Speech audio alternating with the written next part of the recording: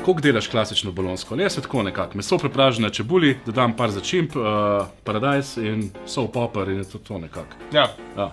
Italijanska verzija, ne? Pa pravijo najprej zeleno korenje čebulo, vse skupaj se lepo prepraži in potem se pa še zalije z vinom, z mlekom in dejansko ni tu veliko paradižnika.